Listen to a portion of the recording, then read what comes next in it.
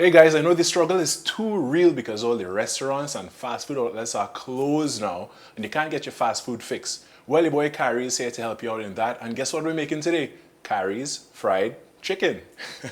So I have 12 herbs and spices. Now, our good friends at CGA Limited sent us some Nariel coconut oil and we're going to use that for frying today.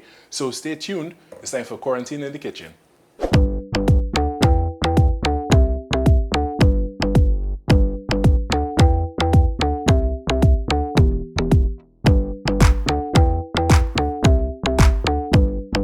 Alright, here we go guys. This is what you are going to need for Khary's fried chicken. We're going to start off with the chicken itself. Then we have 12 herbs and spices. So over here I have some onion powder with some vetsin. Over here I have some smoked paprika. Then I have some garlic powder, followed by regular paprika. Then I have my coarse ground sea salt. I have red chili flakes. I have coarse ground black pepper as well. Then I have this herb blend. This is basil, oregano, and sage, Nariel coconut oil, which we got from CGA. And of course, I have my buttermilk, which we're gonna use. And you see, the thing with the buttermilk is that it makes the outside of the chicken so crisp and delicious that you just wanna gobble up every single piece. All right, with that as well, we have our potatoes because we're gonna do some fries. And behind me, we have some eggs and some all-purpose flour. So we're gonna jump right into it. The first thing we're gonna tackle is the chicken itself. So I'm gonna grab it out of my bowl and go on the board. What I'm doing right here is butchering my chicken. From there, you just run your sharp knife down. And your knife has to be sharp or you're gonna end up in a lot of problems. And guess what? A fun fact is a sharp knife is actually safer than a dull knife. A dull knife, you have to put so much force, and if you happen to slip with a dull knife, you could cut yourself really badly. So a sharp knife just slides right through this chicken breast like butter. Just almost there. And what you do is you follow the bone down and you'll get to the joint and you just cut through the joint like that. What you want to do now is separate the leg from the breast piece. So you're just going to run your knife, turn the chicken around as you need it, run your knife, just separating the skin there.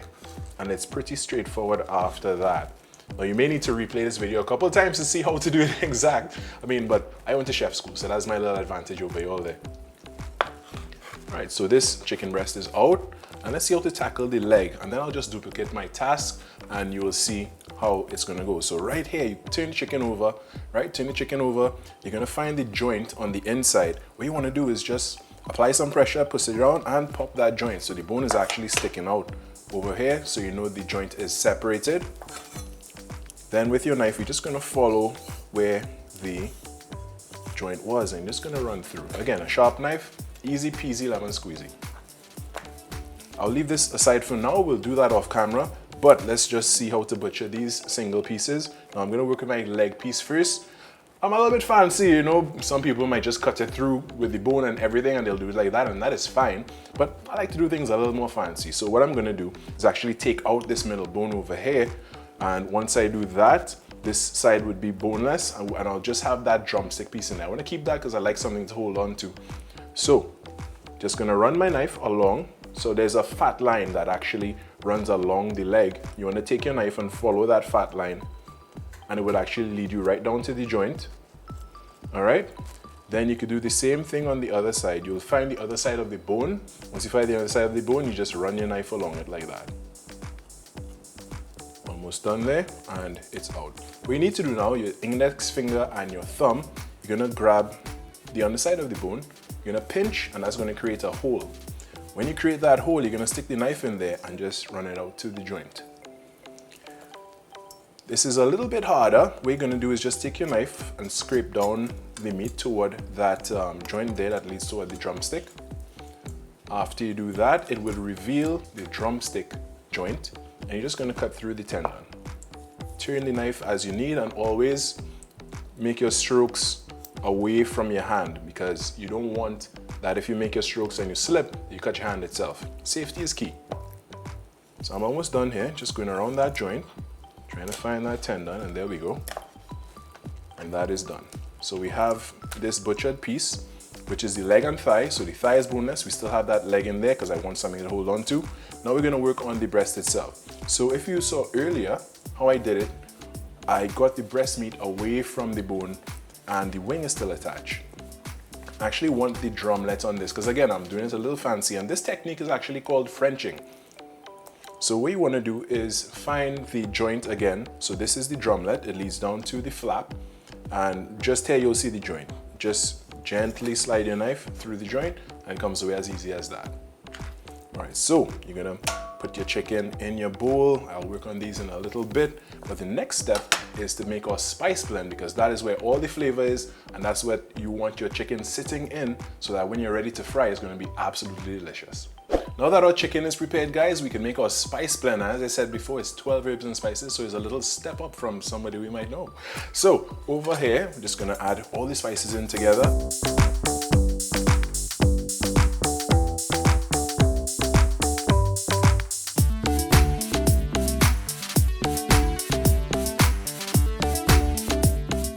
So I have this spoon to blend everything really well, and you could put your wrist into it. And where the wrist doesn't work, you could use a spoon. So what we're gonna do is marinate the chicken with this. And when the chicken is marinating, we'll get some other work done, such as prepare our potatoes. We'll get the oil heating up as once, and we will also then get back to our chicken after that. We can make our batter as well. So now on to the potatoes, guys. Well, as I said before, I like to do my things a little fancy, so I'm actually not going to make regular fries as you're accustomed to. I'm going to make some potato chips. So you want to get a flat edge, that's why I cut my potatoes in half. Then using my mandolin here, I'm going to slice my potatoes very thinly. Just double checking the size there, and this should be fine. And here we go again. So while we're slicing here, I'll just preempt the next step, which is to get the oil heated. All right, now if you don't have this fancy piece of equipment called a mandolin, you could use your regular grater. Most graters have a side on it with a slicing blade. So you could actually do the same thing on this side. Now it wouldn't turn out exactly as mine did, but you'll have a pretty similar product. And if you fry it long enough, it actually does get as crisp. So if you see here now, I am putting my chips directly into water for two reasons. One, to stop it from being oxidized, and two, because I actually want to leach some of the starch out of the potato so that it would be a little friendlier when I'm frying them. And you want to soak these for a little, and then you could drain them, pat them dry, and finally drop them in your fryer. My potatoes are soaking, so it's time to get this pot of oil going. My pan is hot, and I'm using today Narelle Pure Cooking Coconut. You seen it? You seen it? Yeah. All right, so this is from our friends at CGA, and we're doing shallow frying today. But if you were to do deep frying, 3 bottles will do the trick, as you see over here. But today we're just using one. Pour, pour, pour, pour, pour, pour, pour. And yeah, guys, I don't know about you, but I'm excited for Khary's fried chicken. All right, so while this is happening, I'm gonna let this heat up. Then I'm gonna jump to my next task, which is the batter. So stay tuned, guys. This is gonna happen real quick now.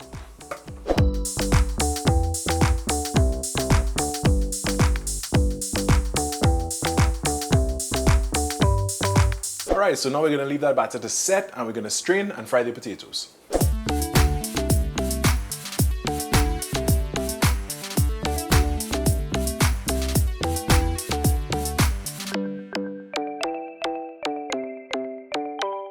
Alright, so the potatoes are done frying, and our Narelle Pure Cooking Coconut Oil is still going, so it's time to prepare our chicken, and we'll get it in that oil right after. So the first thing you do is set up yourself with your flour that was seasoned, followed by your buttermilk and egg mixture, and you have a plate here to do your finished product. So we're going to start with the chicken. You have a wet hand and a dry hand. So I'm going to take my wet hand, in this case is my right hand. I'm going to grab my chicken and I'm going to dredge it in the flour. What I'm going to do now with my dry hand over here is that I'm going to take the dry flour and put it over the chicken so that this hand remains dry and this one will be used for wet stuff.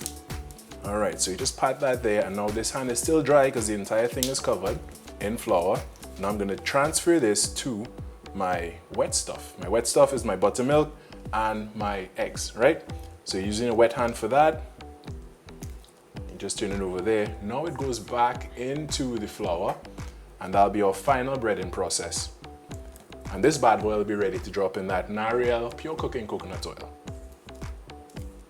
Now, while I'm doing this, just remember that keep your oil on medium heat so that you have control with frying, because you don't want that the outside is all golden brown and beautiful and then the inside is raw and bloody. So let's try to avoid that. Medium heat.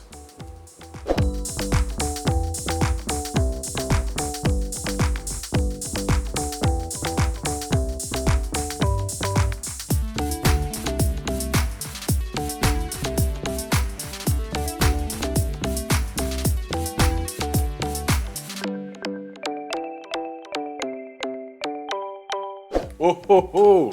I am so excited about this, guys. I have my fries and I have my fried chicken. So I'm gonna dig right in, thanks to our sponsors, of course. But no time to waste. Fries on my plate here and my chicken. That's it for Quarantine in the Kitchen, guys. I'm gonna eat. I get through.